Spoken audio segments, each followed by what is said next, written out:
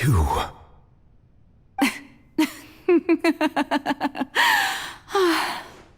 Sorry. That shocked expression on your face is just too amusing. I couldn't help myself. You are not Farina. Who are you? The sweet sound of bewilderment. Marvelous. A sure sign that my attempt to deceive everyone was a resounding success. But to answer your question, I am Foçalors. You know, the god. Foçalors? Why did you deceive us? Oh, that wasn't my goal, of course. Goodness, no.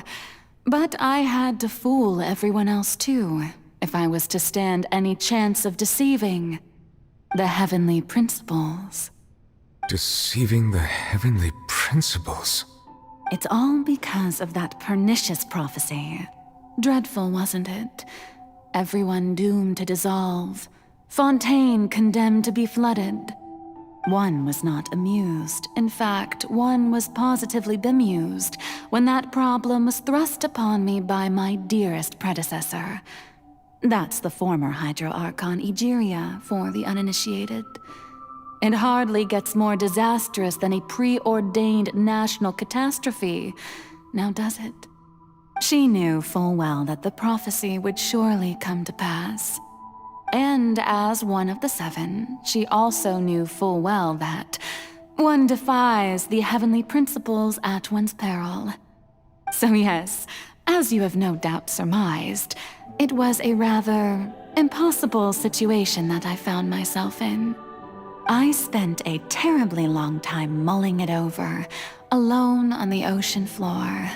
And I was almost growing barnacles by the time I finally realized there was only one possible solution to this confounding conundrum. I had to outwit the heavenly principles, allow the prophecy to be fulfilled, ostensibly at least, while saving everyone at the same time. I'm a genius, I know. I can only assume that's why Egeria chose me as her successor. Although, looking back now, it was hardly the inheritance one dreams of. Between the task of saving the nation, the quotidian duties of the Hydro Archon, and not to mention the original sin of creating a new race of humans, I dare say she left me quite a colossal mess to clean up. But one can only play the hand one is dealt. I did not choose this, any more than I chose to be one of her Oceanid familiars. So you were also once one of the Oceanids, transformed into a human by Egeria's hand? Yes, I was. I always dreamed of becoming human. And I still do, even now. In my eyes, to be human is to be part of the greatest opera ever known. After becoming a god, I separated my divinity from my body and spirit, leaving behind only a self that was as naive and bewildered as my past self on her first day as a human being.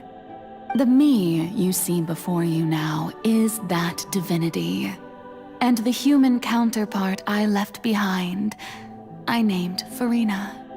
She could feel joy, sorrow, and everything in between.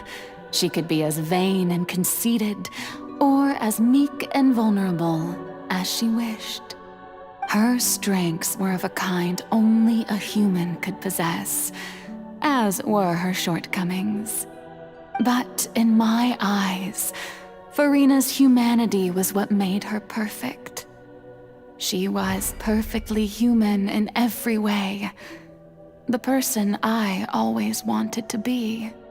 Anyway, so then I cursed her. All part of the plan, of course. The plan to deceive the heavenly principles. Do you still remember the final scene of the prophecy? The Hydra Archon alone, weeping on her throne. In order that the prophecy might appear fulfilled, I invited Farina to be an actress, to play the part of the Hydro Archon in the prophecy. Under the curse I placed on her, so long as I, Foçalors' divinity, continued to exist, she could not die. But nor was she free to live her life in the pursuit of happiness. Instead, she was forced to take the stage in the opera house, to embrace the role of leading lady, to forever play the part of the god from the prophecy, all to create a deceitful appearance of that prophecy coming to pass. I suppose now you probably understand why your court is called the Opera Epiclese. But Farina is only human, isn't she? Even though she has had a long life, her mind is no stronger than that of any other ordinary human being. I cannot begin to fathom what she has had to endure. It must have been torture for her. It has indeed. And although she is, in a sense, me in human form, I most definitely owe her an apology for it.